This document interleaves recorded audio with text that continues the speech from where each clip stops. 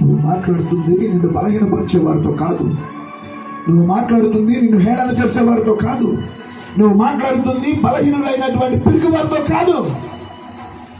నువ్వు మాట్లాడుతున్నది ఎవరో తెలిస్తే నువ్వు మాట్లాడకుండా ఉండవు. ఆయన సర్వోన్నతుడైన దేవుడు. భూమి ఆకాశాలు సృష్టించిన ఈ భూమి అందరి సమస్త జీవులను అందరి ప్రాణికోటి జీవముతో కూడా తన రూపంలో చేసుకున్న మనల్ని కూడా సృష్టించిన ఆ మహోన్నతుడైన దేవునితో మనం మాట్లాడుతున్నాం.